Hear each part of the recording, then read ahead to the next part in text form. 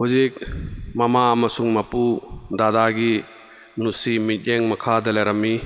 makhoi animak Muhammad sallallahu alaihi wasallam bu yamna nungsirami matam khudingmakta makhoi anidagi thaptok halamde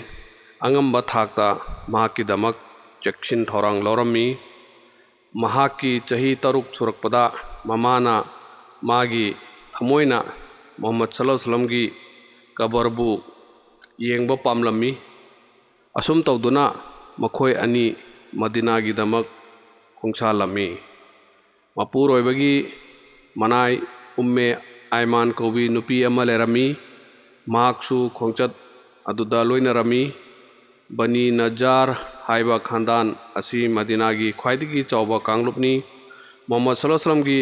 dadagi mama pokna phamchuni Bibi Amina Madina da Bani Najjar gi khandan da thunglami Bibi Amina na mafam aduda yauraba matung Muhammad sallallahu alaihi wasallam gi mapana laikhidaba mafam adu yenghalami aduga matam khudingmakki oina tumkhraba mapagi mafam adubusu yenghalami ngasi ahanba numit asimaktada pikliba angang mahakna yatim oibani haibadu khangjarami ahanba numit asimaktada pikliba angang mahakki mingselgum na langlaba thamoi aduda mami ama leikherami mafam aduda Bibi Amina tha ama muk leiraba matung machanupa Muhammad sallallahu alaihi wasallam bu puraga makagidamak Madina dagi thoraklami mapuroibagum Amina su lambida masa ngamraklamde abwa kauba khungang ama Makka amasung Madina gi marakta lerami mafam adu yawbuda Amina gi masa hena sokchilaklami asumna henjalakpana mafam aduda Amina gi thawai chatkerami aduga mafam aduda mahakki asi bhakchang bu phumlami Abdullah na laikhidabasu mapalamda oikhi asum tawduna Amina su mapalamda laikhide aduga phumbasu asumna phumki masagi lepham amadi masagi kaunttagi thapna hojik Muhammad sallallahu alaihi wasallam mahakki haibabu Allah mahakaktani mahakki marup amasung mahakka loinaba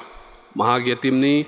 mapagi mamit phawba uba phangaudrabani hojik khakta yatim karino haibadu khangbata ngairingeda mamanasu mahakpu thadokpiramle mapagi kabar ubata ngairingeda mamagi kabarsu magi mamangde semlammi hojik mahak matomtang ngarami mama leiringe adu phawbada yatim oibagi awaba chetheng aurami khanbada pungda phawba ngamgani matudi mama leiringe da phawba aduki matik warabada mama su leitrabada kari oigani awabagi awaba aduga awaba amagi mathakta awaba ama umme Aimana mahapu magi chekshin thorang oina loksilami aduga yamna chekshinna mayum lamdam panglaklami Makka yauraba matung mahak hek launa kaplami ngasi Amina gi nungsizaraba machadu yengba ngamlamde masigi thodok asina Abdul Muttalib ki thamoida yamna chawna awabagi mami tarami Muhammad sallallahu alaihi wasallam gi mapa mama kainabagi maichak aduna mahaki khanbibada yamna warami aduga mahapu hainingai leitana nungsiba poklami hana nungsiramba adudagi hena nungsirami mahapu yamna luna torami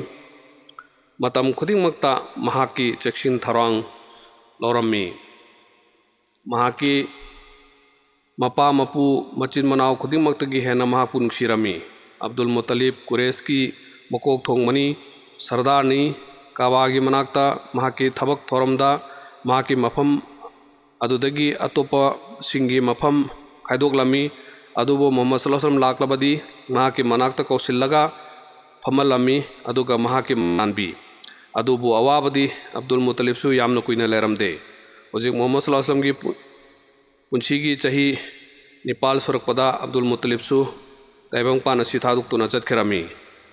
mapuna laikhidabada mahak adugi matik nungairamde matam kharagi mamangda mamana laikhidabada nungaitaba aduga chap manana dada amasung mama laikhidabagi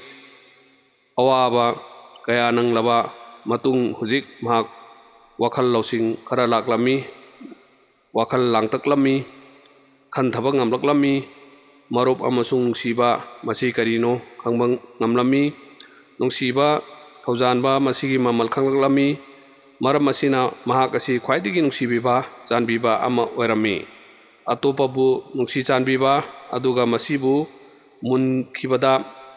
ꯃꯗꯨꯒꯤ ꯑꯋꯥꯕꯗꯨ ꯀꯔꯤꯅꯣ ꯍꯥꯏꯕꯗꯨꯁꯨ ꯆꯞ ꯆꯥꯅ ꯈꯪꯂꯝꯃꯤ꯫ ꯃꯃꯤꯠꯇꯒꯤ ꯃꯄꯤ ꯇꯥꯔꯝꯃꯤ, ꯃꯍꯥꯛꯀꯤ ꯊꯃꯣꯏ ꯑꯗꯨ ꯑꯋꯥꯕ ꯅꯨꯡꯉꯥꯏꯇꯕꯅ ꯄꯤꯛ ꯊꯜꯂꯝꯃꯤ꯫ ꯃꯍꯥꯛ ꯈꯥꯡꯕ ꯉꯝꯗꯦ, ꯃꯌꯥꯝꯕꯨꯁꯨ ꯈꯥꯡꯕ ꯉꯝꯍꯜꯂꯝꯗꯦ꯫ ꯅꯨꯡꯁꯤꯖꯔꯕ ꯗꯥꯗꯥ, ꯅꯍꯥꯛꯀꯤ ꯍꯛꯆꯥꯡ ꯃꯝꯂꯕ ꯀꯕꯔꯒꯤ ꯃꯅꯨꯡꯗ ꯂꯣꯠꯈ꯭ꯔꯦ ꯑꯗꯨꯒ ꯃꯇꯝ ꯈꯨꯗꯤꯡꯃꯛꯀꯤ ꯑꯣꯏꯅ ꯃꯤꯠꯃꯥꯡꯗꯒꯤ ꯃꯥꯡꯈ꯭ꯔꯦ꯫